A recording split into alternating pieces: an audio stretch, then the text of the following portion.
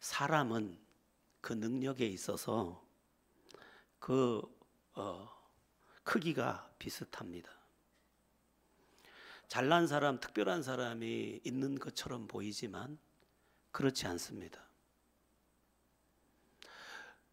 조금 더 보기 좋은 얼굴이 있고 조금 더 IQ가 높은 사람이 있을 정도지, 인간은 다 거기서 거기입니다. 그러므로 인간은 저마다 부족함을 가지고 있고 저마다 힘겨운 삶을 살아가고 있는 것입니다. 그 누구도 완전한 존재가 없다. 특별한 존재가 없다. 다 나와 비슷하다. 이런 인식을 먼저 가지셔야 합니다. 나는 못났다고 여기지 마십시오. 사람은 다 못났습니다. 누구나 거기서 거기입니다. 그런데 삶은 그 차원이 전혀 다를 수 있습니다. 세상을 보면 큰 부자도 많고 위대한 인생을 사는 사람도 많습니다. 또 세상을 보면 비참한 사람도 많고 너무도 가난한 사람이 많습니다.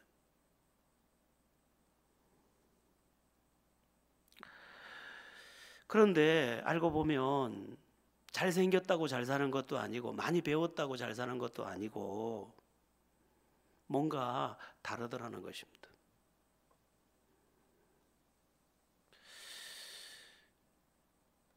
중국의 마윈 알리바바 회장인 이 마윈은 여러 가지 핸디캡을 많이 가지고 있는 사람입니다.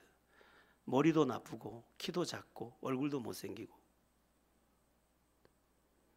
그래서 취직을 하려고 호텔에 취직 그 원서를 냈을 때 자기가 바랬던 것은 프론트에서 안내를 맡는 멋진 옷을 입고 프론트에서 안내를 하는 거였는데 키가 작다고 떨어졌습니다. 또 여러 회사에 지원을 했지만 떨어졌습니다. 그래서 택시 운전도 하고 그런 삶을 살았습니다. 그런데 그가 1999년 미국에 갈 일이 있어서 갔다가 인터넷이라는 것을 처음 발견하게 됩니다. 그리고 무한한 가능성을 인터넷 안에서 발견하고 이제 이 일로 세계를 한번 경영해 보고 싶은 마음이 일어났습니다. 그래서 말도 안 되는 도전이었지만 그 일에 도전하게 되었고 자기가 그 이전에 영어를 가르쳤던 제자들 몇몇과 더불어서 창업을 하고 지금은 중국의 큰 손, 세계에서도 마인을 빼놓고는 재계를 이야기할 수 없을 만큼의 거물이 되어 있습니다. 무엇이 차이일까? 그도 우리처럼 평범했는데, 그도 우리처럼 먹고 사는 일에 전전긍긍했던 사람인데 무슨 차이가 있을까? 그 차이는 꿈과 또한 생각을 살아냈느냐 못 살아냈느냐의 차이입니다. 대부분의 사람들은 꿈만 꾸고 생각만 하는데 이 사람은 마인 이외에도 많은 사람들이 승리한 사람들은 생각만 하거나 꿈만 꾸지 않고 도전하고 행동하더라는 것입니다.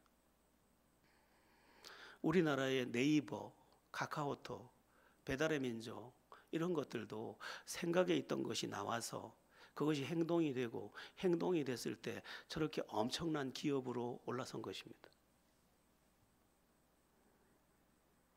저는 오늘 세상의 성공 이야기를 하려는 것은 아닙니다. 새해를 맞이해서 우리 믿음의 승리에 대해서 말하고 싶은 것입니다. 여러분, 믿음의 삶은 위대한 것입니다. 매우 놀라운 것입니다. 우리는 지금 굉장히 축복된 자리에 와 있습니다. 목동 다윗이 하나님 한 분을 가지고 왕이 될 수 있었던 것처럼, 그리고 우리가 신앙을 고백하듯이 내가 예수 믿는 복이 내 인생의 모든 복보다 크다고 말할 만큼 예수 믿는 복은 위대하고 큰 것입니다. 그런데 우리의 삶은 왜 초라할까? 우리의 삶은 왜 이렇게 부족할까? 우리의 삶은 왜 돈에 치이고 삶에 치이고 모든 곳에 치여서 눈만 뜨면 돈 얘기밖에 못할까? 난 왜 그럴까? 예수 믿는데 여러 대답이 가능할 것입니다. 그런데 오늘 대답, 그리고 성경이 말하는 핵심적 대답이 뭐냐? 삶으로 믿지 않았다는 것입니다.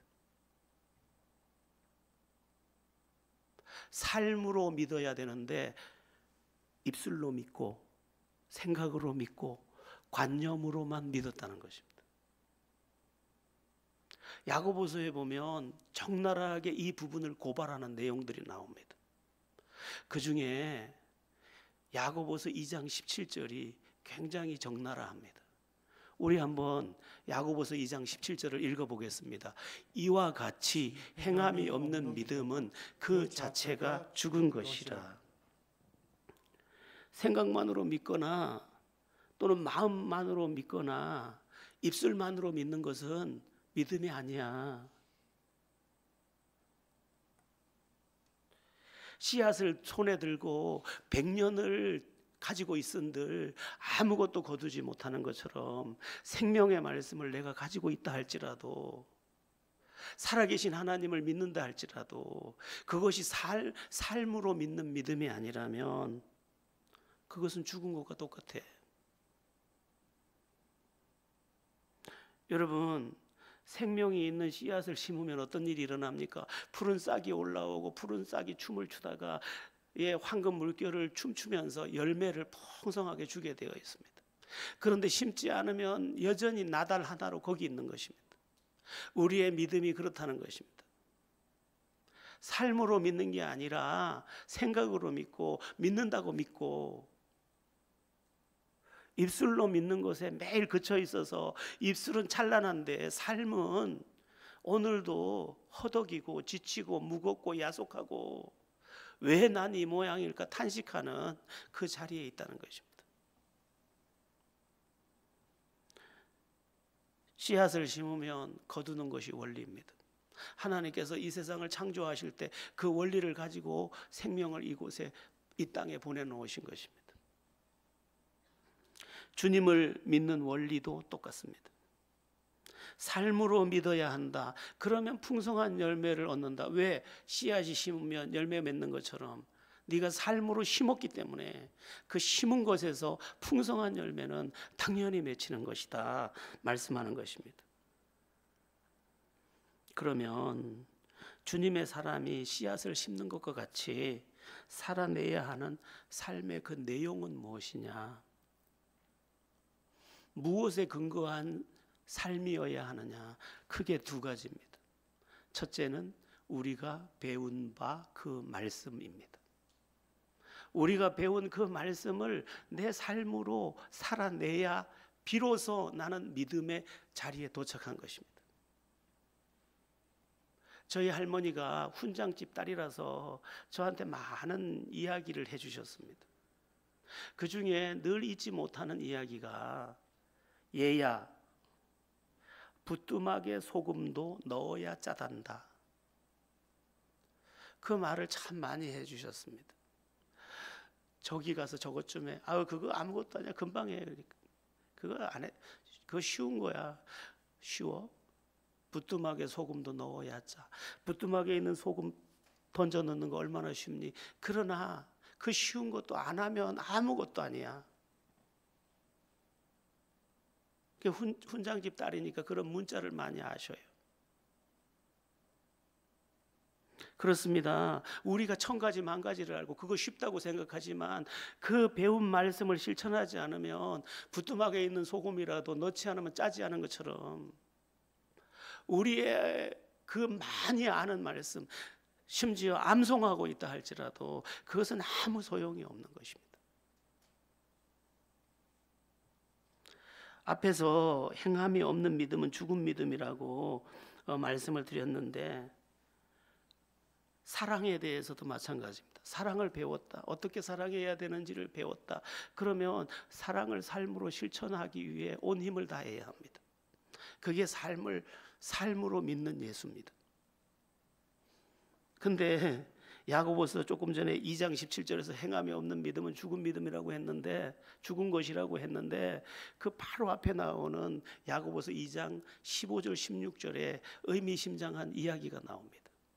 우리 한번 15절 16절 합독해 보겠습니다.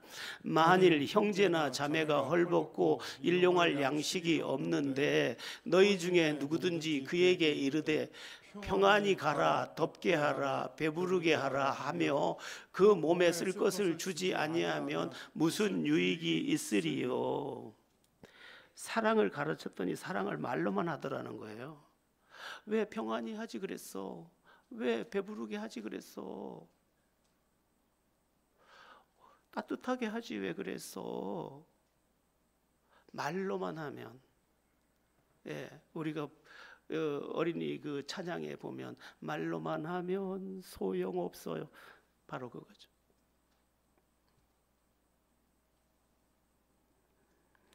이집트 어느 무덤에서 3000년 된 그 무덤에서 미랄 한 움큼을 찾게 됐는데, 그 건조한 날씨 때문인지 미랄이 그냥 거기에 소복히 한 움큼 있더라는 거예요. 그래서 설마 3000년이나 지난 이 미랄이 싹이 날까? 그래서 최적의 조건을 갖추어서 이 미랄을 심었더니 세상에 3000년이나 된 그 밀 알갱이에서 파란 잎이 올라오더니 이삭이 연글더라는 거예요. 여러분, 예수 1000년 믿어도 행함으로 안 믿으면 열매 없어요. 우린 너무 익숙해요. 입술로 믿는 것에. 우린 너무 익숙해요. 마음으로 믿는 것에. 우린 너무 익숙해요. 관념적 신앙에. 그러나 삶으로는 절대 안 믿어요. 우리가 여러 가지로 실천할 바들이 많이 있습니다. 겸손을 배웠어요? 그럼 겸손을 삶으로 살아내야 되는 거죠. 겸손은 종교의 앞잡이라고 했는데, 그러나 겸손을 배우지는, 삶으로 살지는 않다 보니까 존귀함이 오는 게 아니고 무시당하고 외면받는 일이 오는 거예요. 왜? 겸손을 심지 않았거든. 겸손을 살지 않았거든. 이게 문제인 거죠. 과거의 신앙인들은 우리만큼 많은 것을 배우지 못한 채 신앙생활을 했습니다. 그러나 우리보다 강력했어요. 왜? 하나를 배워도 그대로 살았거든. 그래서 굉장히 이전의 크리스찬들은 매력이 있었어요.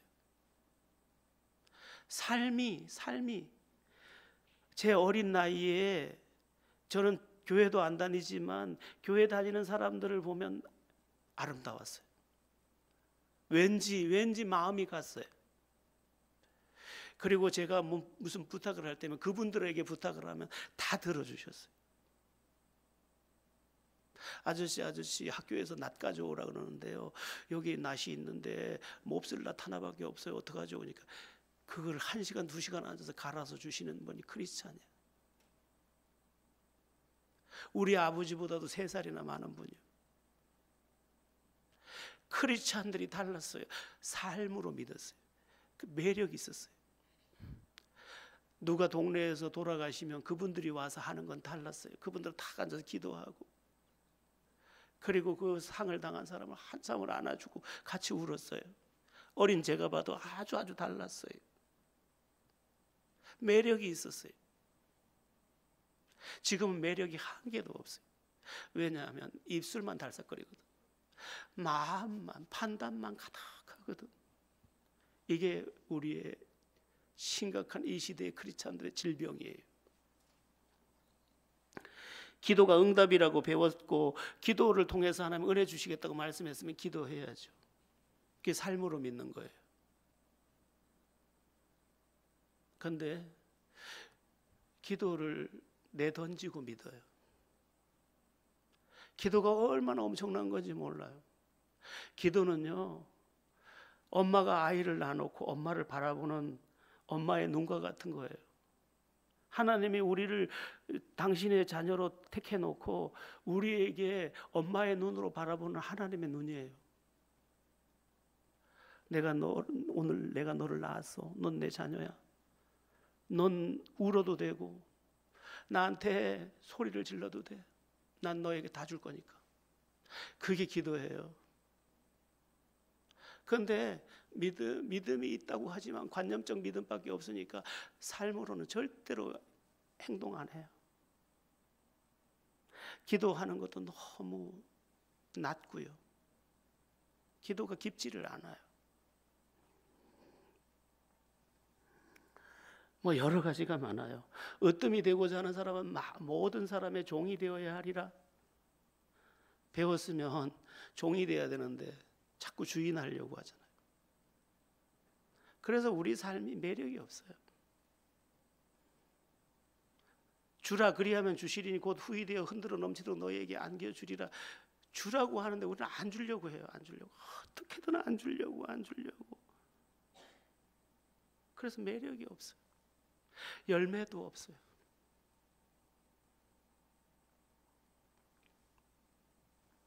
복음 전하는 자와 세상 끝날까지 함께 하겠다고 주님이 약속하셨지만 복음 전하면서 하나님 함께 하신다는 고백으로 살아내는 사람들을 보기가 너무 어려워요. 삶으로는 안 믿는 거죠. 그래서 행위로는 부인하는 자래요. 요한계시록에 가면 입술로는 믿는데 행위로는 부인한대. 저 행동은 예수 안 믿는 사람의 행동이라는 거예요. 이게 우리의 비극이에요. 삶으로 믿었으면 우린 벌써 산으로 옮겼을 거예요. 그런데 삶으로 한 개도 안 믿어요. 그러니까 진짜 믿는 건 아닌 거죠. 믿으면 그렇게 하겠어요.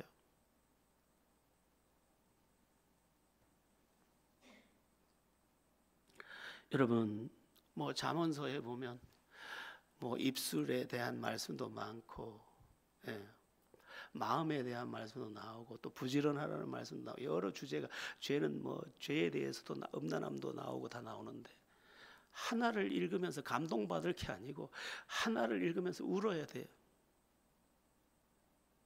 주님 나 왜 이래요? 왜 이렇게 더러워요? 주님 나 이렇게 왜 부정해요? 주님 나 왜 이렇게 인색해요? 주님 나 왜 이렇게 주님 사람답지 않아요? 난 왜 이렇게밖에 못 살까요? 고약한 나를 보고 울면서 그 말씀을 다시 적용하면서 심는 삶, 그래서 이후에 열매를 보는 그런 우리가 돼야 되죠. 새해가 복되기 위해서 우리가 선택해야 되는 첫 번째가 뭐냐? 배운 말씀을 삶으로 살아내는 거예요. 이게 되면요, 우리가 얼마나 매력 있는 존재가 되는지 상상도 할 수 없어요. 이 사람은 존귀에 이를 수밖에 없어요. 왜냐하면 하나님의 말씀은 살아있는 생명의 말씀이고 운동력 있는 말씀이고 홍과 영과 골수와 관절을 찔러 쪼개기까지 해서 우리를 새 인생으로 완전히 빚어내기 때문이에요. 두 번째, 우리가 삶으로 살아내야 되는 내용 두 번째가 뭐냐? 성령의 주장하시는 마음이에요. 로마서 7장에 보면 두 마음의 법이 항상 우리 안에서 싸워요. 마음으로는 하나님의 법을, 육체로는 죄의 법을 즐거워해요. 이 두 마음의 법에서 하나님이 주시는 성령의 감동에 나를 복종시키는 것, 이게 삶으로 믿는 거예요.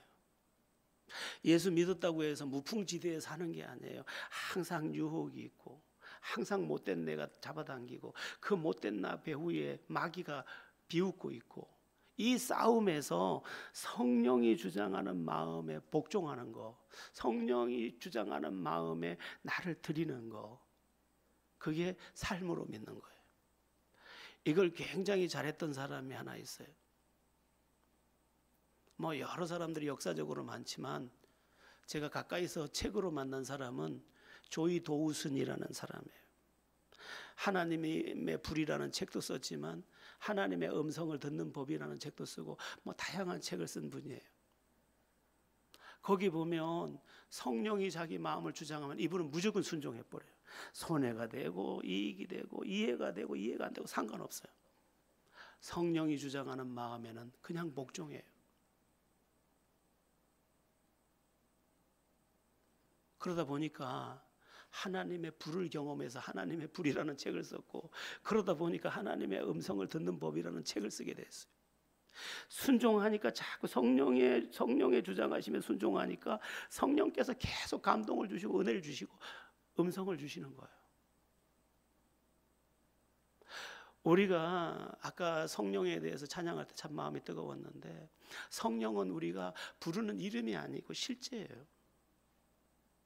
그 성령께서 실제가 되셔서 우리 마음을 주장하는데, 우리가 워낙 세상적이고 정욕적이고 마귀적이라서 이 음성이 안 들리는 거예요. 주파수가 안 맞는 라디오처럼 지지직 하면서 하나님의 음성이 안 들리는 거예요. 주파수만 맞으면 들리는 라디오처럼 성령의 기쁨이 되는 삶을 살면 살수록 주님의 음성이 또렷하게 들리게 돼 있어요.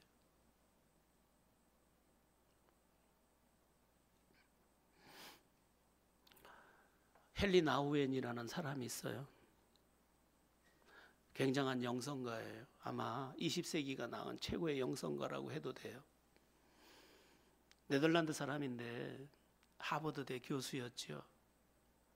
그런데 어느 휴가철에 한 지체 장애자들이 사는 공동체에 갔다가 그 공동체에서 성령의 감동을 받아요. 네가 여기 와서 이들을 섬겨라. 그런 감동이에요. 자기는 지금 누구예요? 하버드 대학 교수예요. 그것도 종신 교수예요. 자기가 싫다 하지 않는 한 아무도 하버드 대학에서 일을 해고할 수가 없어요. 그런데 헨리 나우엔이 딱 한마디 해요. 아멘. 그리고 하버드 대학 들어가는 것도 힘든데 하버드 대학 종신 교수가 하버드 대를 사직을 합니다. 그리고 그 조그만 공동체로 가서 그가 이 세상을 떠나 영원한 잠을 자게 된 그때까지 그곳에 머물러요. 그런데 하나님이 그냥 두겠어요? 그때부터 이 헨리 나우엔의 영성을 감동하셔서 주옥 같은 책들이 쏟아지는데, 뭐 상처 입은 치유자, 탕자 이야기, 뭐 아주 수많은 책들이 쏟아지는데 전 세계를 흔드는, 그 작은 공동체에 있으면서 세계를 움직이는 지성과 영성이 됩니다. 누가 물었어요. 하버드대 교수직을 내려놓고 여기 정신도 온전치 않은 이들을 섬기는 일에 후회는 없습니까? 하나님이 명하신 일에 후회가 있겠습니까? 하고 반문했습니다. 너무 아깝게도 64세에 영원한 하나님의 품에 안기셨어요. 그래서 제가 그분의 책을 읽으면서 나만큼 딱 사셨네. 그런데 그 세월이 저렇게 눈부실 수 있다니, 과연 육체의 소욕에, 육체의 욕심에 순종한 사람과 성령의 음성에 순종한 사람은 다르구나. 우리는 혼자 잘 믿는 것처럼 하면서도 삶으로는 전혀 살아내지 않는 이 강팍하고 완악한 노쇠같이 단단한 이 가슴을 가지고 살고 있는데, 성령께 순종한 이 사람들의 삶은 이렇게 위대하구나. 뭐 이런 사람 이야기하면 끝도 없어요. 허드슨 테일러를 따라서 중국에 갔던 캠브리지의 7인 중에 시티 스터드 같은 사람, 그도 자기 음성에 순종 안 해요. 성령이 주시는 음성에 순종했는데 그가 그렇게 위대한, 우리 정몽란 선교사님은 잘 아실 거예요. 시티 스터드 아시죠? 여러분, 우리는 크리스찬이에요. 주님을 믿는 사람이에요. 그래서 주님의 말씀과 주님이 보내신 성령께 순종하는 삶으로 믿는 예수꾼 돼야 됩니다. 이게 새해의 과제예요. 그래서 저는 2025년 표어도 그렇게 정했어요. 삶으로 믿는 예수. 우리 이제까지 너무 마음으로만 믿었거나 생각으로만 믿었거나 입술로만 믿었거나 잘 믿는 척하는 것에 그쳤거나, 이건 너무너무 불쌍하다. 저도 뭐 은퇴의 날이 저만치 있지만 언제까지 여기 서 있을지 누가 알겠어요. 주님이 주신 말씀 선포하다가 주님이 그 정년이 돼서 마치든 하나님께서 어떻게 방법으로 이끌어 가시든 난 그렇게 믿어야 해 라고 저에게 말하고 있습니다.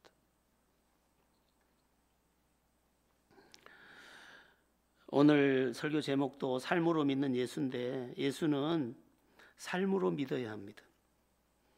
제가 굉장히 좋아하고 자주 인용하는 말씀이 이 부분을 또 증명해 주고 있습니다. 빌립보서 4장 9절이에요. 이 말씀은 제 평생의 말씀이기도 한데 저도 이 말씀 앞에 많이 부끄러워지긴 합니다. 우리 함께 합독해 보겠습니다. 너희는 내게 배우고 받고 듣고 본 바를 행하라. 그리하면 평강의 하나님이 너희와 함께 계시리라. 하나님이 너희와 함께 계시리라. 하나님이 함께 계시다는 것은 내 옆에 서 있다는 거예요? 아니에요.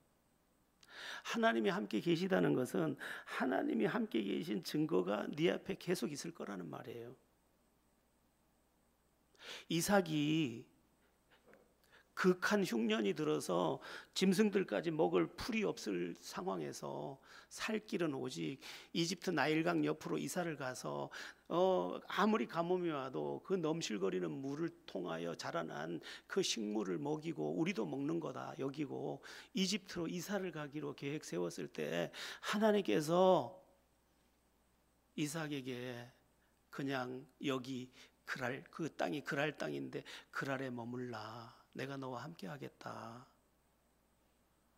세상에 이삭이 짐 다 쌌던 거 내려놓고 그 말씀에 그대로 순종했는데 성경을 계속 보면 그 해에 이삭이 농사하여 100배를 얻었고, 여러분 가뭄 든 땅에 100배가 아니 평소에 나던 수확만 나도 기적인데 어떻게 100배가 나요? 그게 바로 하나님 함께 하신다는 거예요. 하나님이 아니곤 설명할 수 없는 일이 네게 있을 거야. 어떻게 하면? 하나님의 말씀을 삶으로 살아내고 성령의 주장하심을 삶으로 살아내면. 북한이 왜 저렇게 흉년이 들까요? 하나님이 그 땅에 힘을 안 주기 때문에요. 북한 땅 기름진 땅입니다. 오죽하면 김정일이가 예전에 문명의 4대 발상지가 있는데 뭐 나일강의 인더스 문명, 황하 문명, 뭐 또 어디 메소포타미아 문명 그렇잖아요. 그렇죠? 공부 안 했어요. 근데 김정일이가 대동강 문명도 똑같은 문명이라 그랬대요. 근데 그만큼 말할 만큼 아니 그 구석기 시대 문화가 거기 있었던 거예요. 그러니까 엄청나게 기름진 땅인데 맨 해마다 흉년이에요. 근데 아프리카에 같은 경우에 보니까 그렇게 메말랐던 땅이 복음이 들어가면서 땅도 막 살아나잖아요. 삶으로 믿는 예수는 강력합니다. 네. 하나님의 말씀이 내게 들려서 그 말씀을 살아내고 성령의 감동이 있어서 그 성령의 감동에 순종했는데 그 말씀이 100배를 열매 맺겠대요. 믿음의 조상 아브라함도 삶으로 믿었어요. 이건 야고보서에도 나오고 로마서에도 나오고 창세기에서도 증명하고 있는데, 하나님이 아브라함을 처음 만날 때 첫 번째 요구가 뭐냐면, 너는 친척, 고향, 아버지의 집을 떠나 내가 내게 지시할 땅으로 가라. 이게 첫 번째 명령이잖아요. 아브라함이 떠나야 된다고 말씀하셨어. 떠나야 된다고 말씀하셨어. 그리고 그 메소포타미아에 계속 머문 게 아니에요. 떠나라는 말씀대로 떠났어요. 그리고 창세기 12장 1절에서 떠나라고 말씀하신 하나님께서 창세기 12장 2절에서는 네가 복의 근원이 될지라 했는데, 그 복의 근원이 언제 자기의 것이 됐느냐? 하나님의 말씀을 삶으로 살아낼 때. 그래서 창세기 22장이 절정인데, 창세기 22장에서 하나님이 아브라함 보고 네 독자 이삭을 번제로 드리라. 어떻게 외아들을 죽여서 제물로 바쳐요? 하나님이 또 사람을 제물로 받는 분도 아니잖아요. 그러니까 이해할 수 없었는데 순종해요. 삶으로 믿어요. 그랬더니 어떤 기적을 만나느냐? 아브라함은 예수님 오시기 2000년 전 사람이에요. 예수님 오시기 2000년 전에 장차 오실 예수 그리스도를 만나요. 아브라함이 어떻게 만나느냐? 자기 하나밖에 없는 아들 이삭을 그 하나님의 말씀대로 번제단에 올려놓고 죽이려 할 때 하나님의 음성이 크게 들려, 아브라함아, 아브라함아, 네가 나를 경외하는 줄 이제야 알겠노라. 그 아이에게 아무 짓도 하지 마라. 그리고 저쪽에 수량을 끌어다가 대신 번제로 드리게 했어요. 그 수량은 아브라함이 동쪽 편으로 아들을 데리고 올라갈 때 하나님은 장차 올 어린 양 예수를 끌고 이쪽 산으로 올라오고 있었던 거죠. 그래서 예수님도 너희 조상 아브라함도 내 때를 보고 즐거워하였느니라고 말씀하셨던 거예요. 아브라함은 완전하지 않지만 장차 오실 대속제물 예수 그리스도를 만났어요. 뭐 하다가? 삶으로 믿다가. 여러분, 우리 그만 배워야 될지도 몰라요. 우리 너무 많이 알아요. 근데 한 개도 살아본 적이 없어요. 예전에 저희 집은 논이 꽤 있었어요. 근데 농촌진흥청에서 와서 벽실을 하나 줬어요. 이게 통일벼입니다.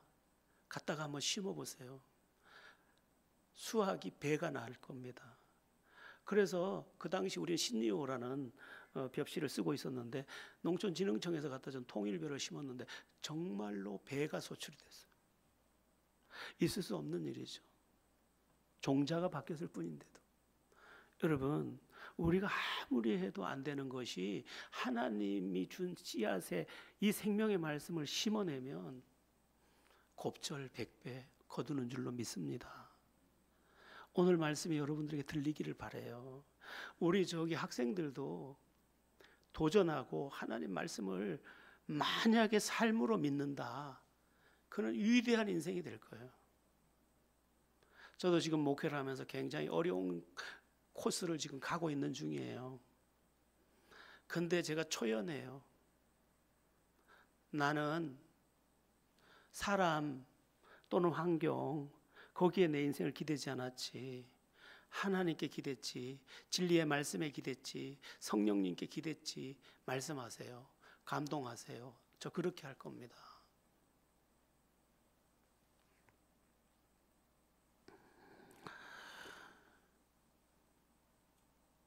누가복음 17장에 보면 그 나병 환자 10명이 예수님께 고쳐달라고 하다가 예수님의 이러한 말씀을 듣게 됩니다. 너희 몸을 제사장들에게 보이라. 이 말은 너희가 고침을 받았어. 그러니까 제사장에게 가서 너희 병이 다 나은 것을 확인받고 집으로 돌아가. 이 말이에요. 근데 자기 몸은 여전히 나병이 문둥병 그 몸 그대로예요. 근데 10명이 가더니 다 나음을 입었더라 이렇게 돼 있어요. 가더니가 삶이에요. 안 갔으면 없어요.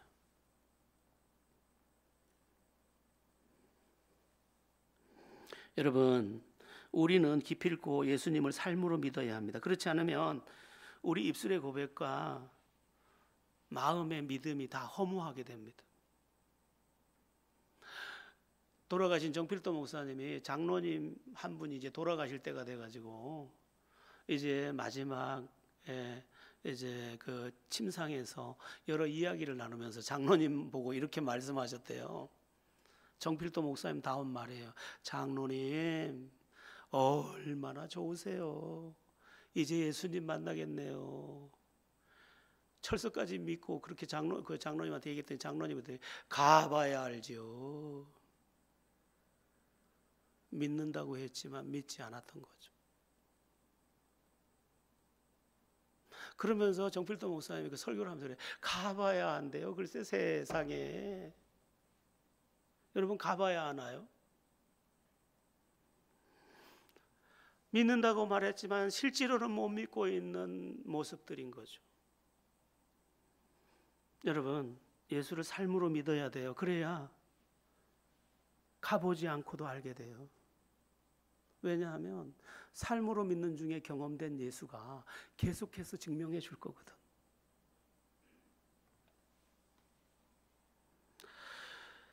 오늘 본문 마태복음 7장 21절에서 23절을 우리가 한번 읽어볼 필요가 있겠습니다. 오늘 본문이에요. 마태복음 7장 21절에서 23절 읽어봅니다. 나더러 주여 주여 하는 자마다 다 천국에 들어갈 것이 아니요 다만 하늘에 계신 내 아버지의 뜻대로 행하는 자라야 들어가리라. 그날에 많은 사람이 나더러 이르되 주여 주여 우리가 주의 이름으로 선지자 노릇하며 주의 이름으로 귀신을 쫓아내며 주의 이름으로 많은 권능을 행하지 아니하였나이까 하리니 그때에 내가 그들에게 밝히 말하되 내가 너희를 도무지 알지 못하니 불법을 행하는 자들아 내게서 떠나가라 하리라.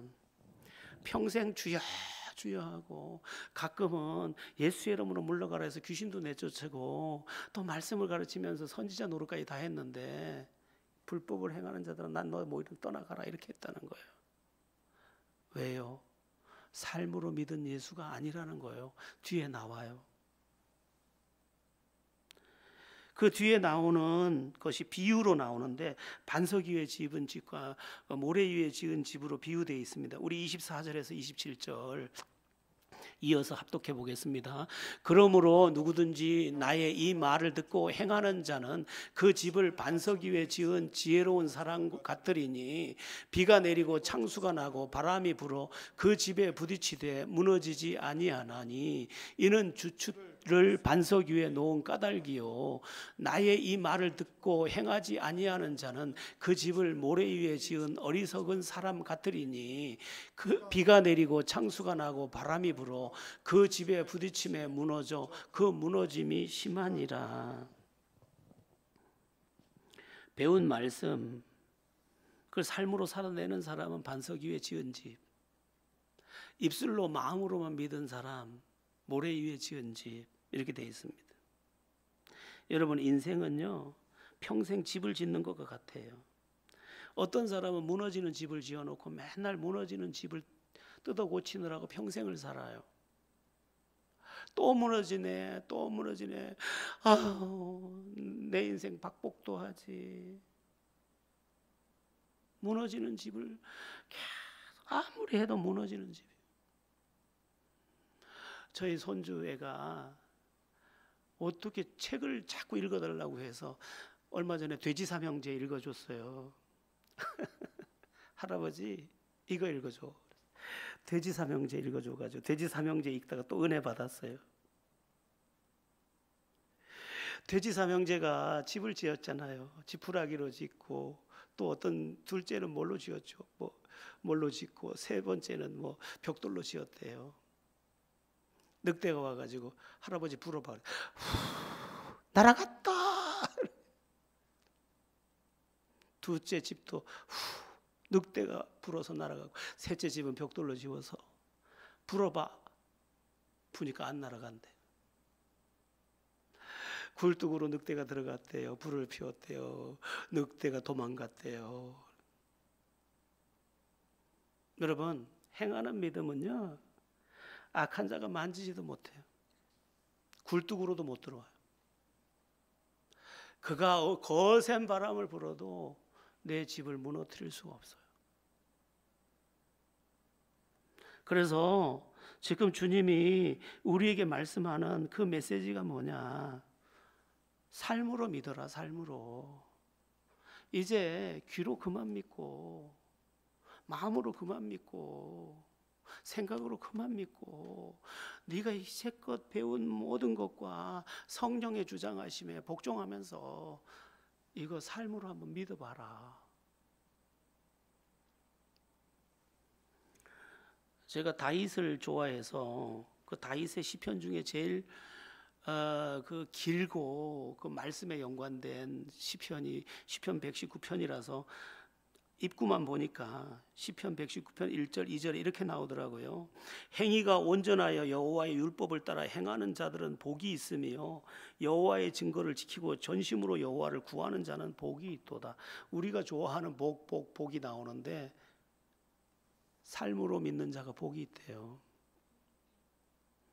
여러분, 우리가 인사했잖아요. 새해 복 많이 받으라고. 그러나 복은 이 복된 것을 심은 곳에서 날 겁니다. 이제 저를 비롯해서 온 마음과 온 힘을 다해서 삶으로 믿기로 결정합시다. 주님이 주라고 하셨어요. 그래서 주고, 성령께서 가라고 하셨어요. 해서 가고, 성령께서 용서하라고 했어요. 용서하고. 그렇게 믿으면 우리의 삶은 매력을 넘어서, 아름다움을 넘어서, 눈부심을 넘어서 영광과 복으로 가득할 것입니다. 예수 믿은 건 헛일이 아니에요. 놀라운 일이에요. 사람은 다 거기서 거기, 세상이나 우리나.